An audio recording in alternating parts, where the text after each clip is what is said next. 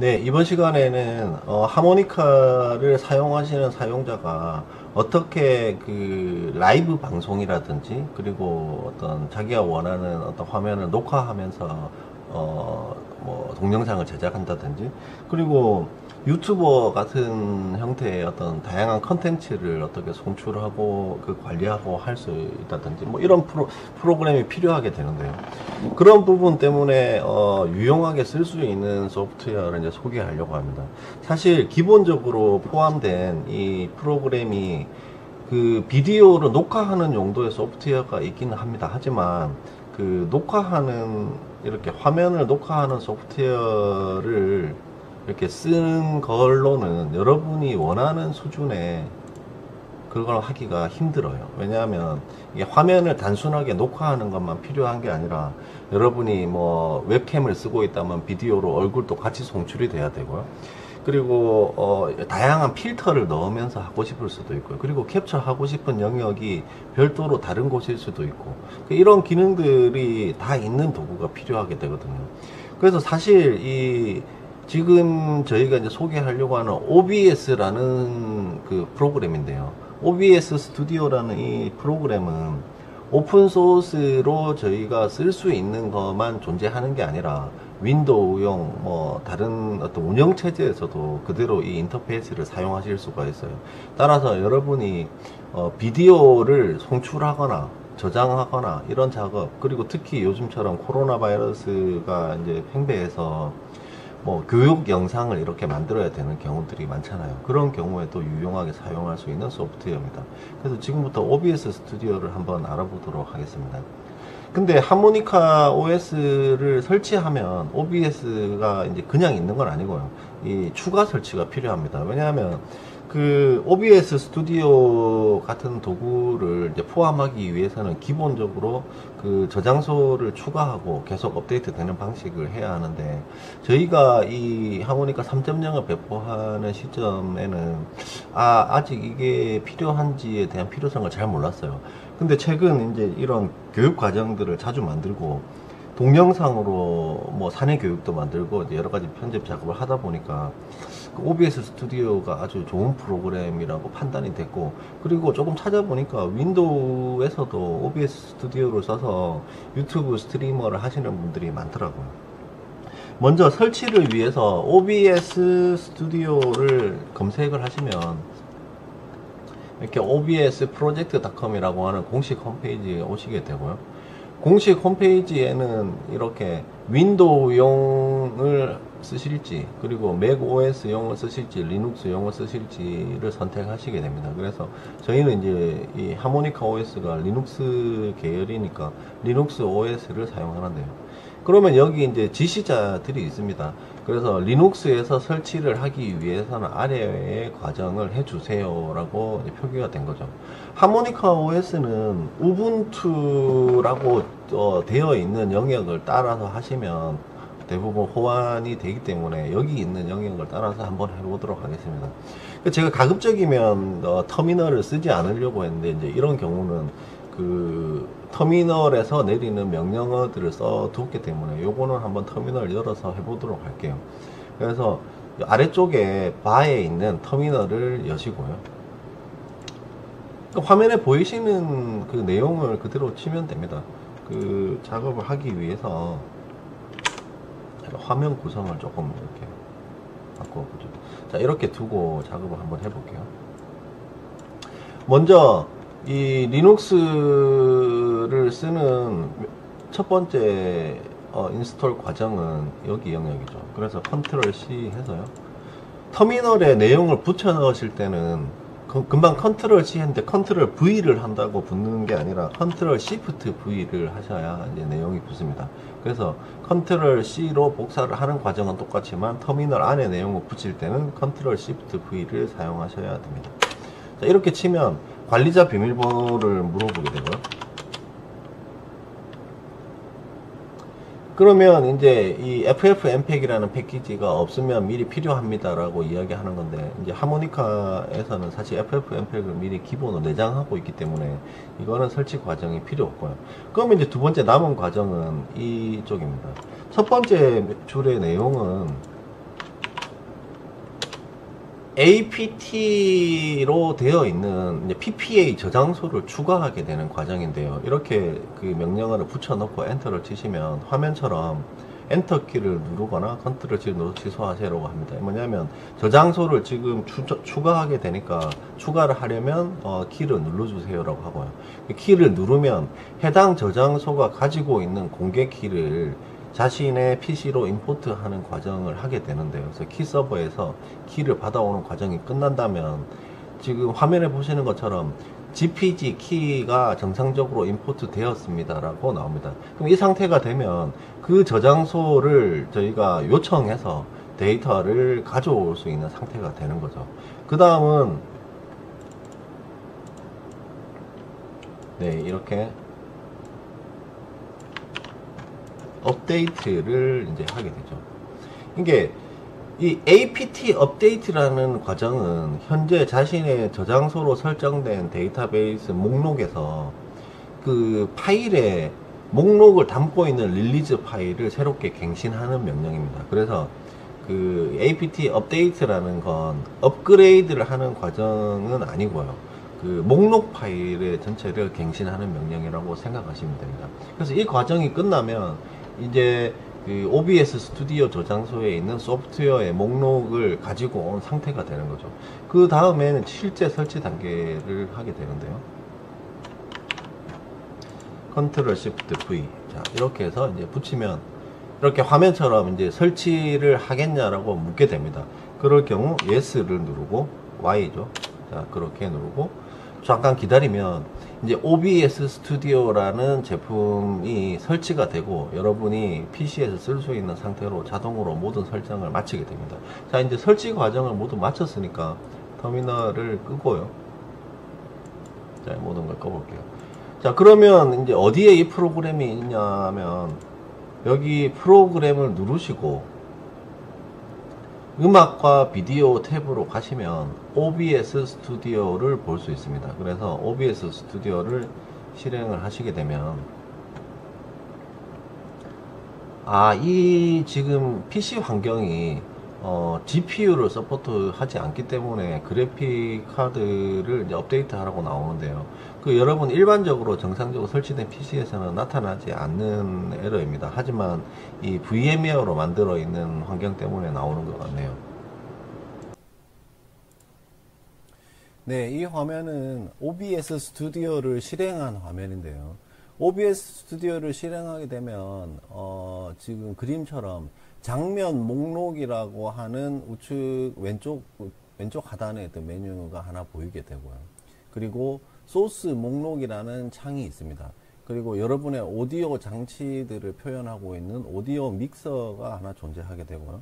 그 외에 오른쪽에 보면 여러 가지 방송을 시작하거나 녹화를 시작하거나 또는 설정을 할 수 있는 메뉴가 나옵니다. 제일 먼저 여러분이 하셔야 되는 것은 이제 설정 부분이 될 텐데요. 이 설정을 통해서 여러분이 어떤 형태의 방송을 어디에다 할 수 있을지 정할 수 있고요. 기본적으로 제공하고 있는 것이 트위치라든지 유튜브, 페이스북 라이브 이런 것들을 제공하고 있고요. 따라서 여러분이 계정을 넣고 계정에서 발급받은 어떤 API 키, 스트림 키를 이용해서 실제 여러분의 라이브 스트리밍을 쉽게 할 수 있는 기능을 제공합니다. 이렇게 설정된 이후에는 아래쪽에 있는 방송 시작이라는 버튼을 이제 누르게 되면 이 방송이 라이브로 송출이 되게 되는 거죠. 근데 지금 이제 얘에서는 뭐 송출보다는 녹화를 우선 할 거기 때문에 여기서 녹화의 탭으로 와서 뭐 어떤 형식으로 할지는 표준 정도를 두고요. 그리고 녹화한 파일이 저장된 경로를 정하게 됩니다. 그리고 녹화할 형식을 어떻게 설정하느냐에 따라 가지고 이제 파일이 그 확장자를 가진 채로 생성되게 되는데요. 그 기본적으로는 추천하는 방법은 MKV라는 이제 확장자 형식으로 작업을 하시고 그리고 변환 과정을 해서 이제 영상을 편집하는 걸 이제 추천을 드립니다. 그 외에 오디오를 설정할 수 있는 영역도 있고요. 뭐 다른 영역도 있습니다. 그리고 오디오 영역에서는 이제 여러분이 사용하게 될 어떤 채널, 스테레오, 그리고 데스크탑에서 쓰려고 하는 오디오 장치의 어떤 우선순위를 쓸 것인지 그런 걸 할 수 있고요. 그리고 이제 이 화면을 만들고 송출할 기본 비율, 뭐 캔버스와 출력된 해상도를 실제 다르게 할 수도 있고요. 같게 할 수도 있습니다. 그리고 FPS를 어떻게 사용할지, 그리고 이런 기능들을 전체 쓰기 위한 단축키를 무엇으로 두고 쓸지 같은 것도 이제 설정을 할 수가 있습니다. 뭐 이런 상태로 어떤 기본적인 설정을 하게 되고요. 자, 설정이 되었다면 첫 번째 구성을 해야 하는 건 이 왼쪽의 장면 목록입니다. 장면 목록을 더함으로 인해서 여러분이 원하는 형태의 씬들을 이제 사용할 수가 있게 되는데요. 이 장면 목록이란, 예를 들어 여러분이 첫 번째 장면에서는 이 화면을 구성을 다르게 하고 싶었어요. 제가 이제 한번 구성을 해 볼게요. 장면 하나를 테스트용 장면이라고 이제 만들었어요. 그럼 이 장면이라는 건 이제 그냥 검정색 화면이 있는 채로 되겠죠. 근데 이 상태에서 여러분이 가지고 있는 다양한 미디어 소스를 이용해서 송출하는 화면을 결정할 수 있게 되는데요. 그럼 첫 번째 송출할 화면의 결정을 저희가 비디오를 먼저 해야겠죠. 그래서 여기 소스 목록에서 플러스 버튼을 누르고, 비디오 같은 경우는 이제 비디오 캡처 장치라는 형태로 나오는데요. 비디오 캡처 장치를 하나 추가합니다. 근데 이제 지금 저 같은 경우에는 이전에 화면에 추가했던 게 있기 때문에 했던 소스를 그냥 추가하는 거죠. 그럼 이렇게 화면에 소스가 나타나게 되고, 이거의 크기를 원하시는 형태로 이렇게 조절하고, 이 화면을 이렇게 가운데쯤에 놓고 싶었다고 하죠. 이렇게 송출을 하실 수 있는 준비를 합니다.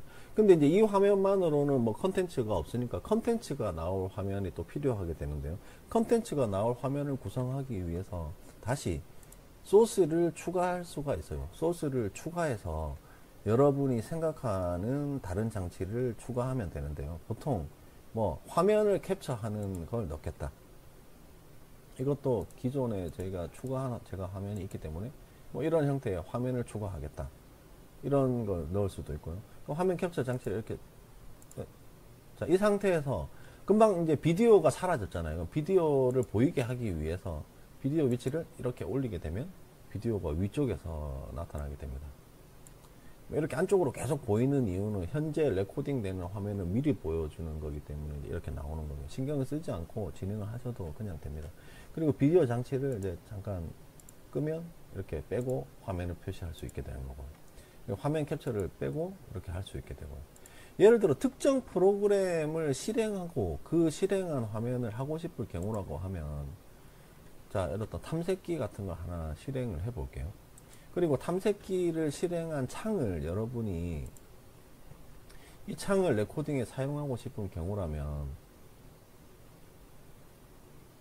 자, 이 소스에서 프로그램을 누르고 윈도우 캡처라는 도구를 사용할 수가 있어요. 그래서 윈도우 캡처를 누른 다음 이제 현재 윈도우 캡처를 새로 할 걸 만들게 됩니다. 그러면 이 안에서 현재 열려져 있는 윈도우를 선택할 수 있게 되는데요. 조금 전에 열었던 데스크탑을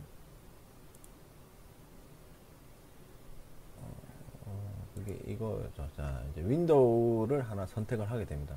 그러면 이 윈도우 다이얼로그가 뒤쪽에 이렇게 화면에 나오게 되고요. 여러분이 실제 이 윈도우를 가지고 작업을 해야 하는 경우 이렇게 이동하면서 이 내용들이 같이 송출되게 되는 거죠.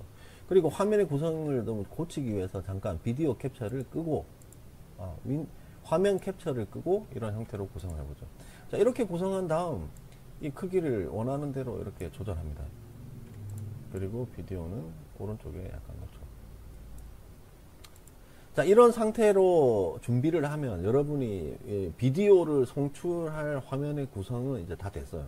만일 이제 이 윈도우 탐색기 창이 아니라 여러분이 하고 있는 특정한 게임이라든지 뭐 웹브라우저라든지 또 특정 소프트웨어라든지 그런 게 있다면 그걸 저 자리에 이제 배치를 하면 되겠죠. 그래서 이런 상태로 화면을 구성하신 다음에는 여러분의 어떤 우측 하단에 있는 녹화 시작 또는 방송 시작이라는 두 개의 버튼을 이용해서 계속 진행하실 수 있게 되고요. 그리고 이 녹화 시작을 하게 되면 파일로 저장이 되어서 이제 그 어떤 포맷이 이제 만들어진 채로 나타나게 되고요. 방송을 시작하면 방송의 내용은 여러분이 지정한 유튜브나 트위치 채널로 직접 송출되어서 날아가게 됩니다.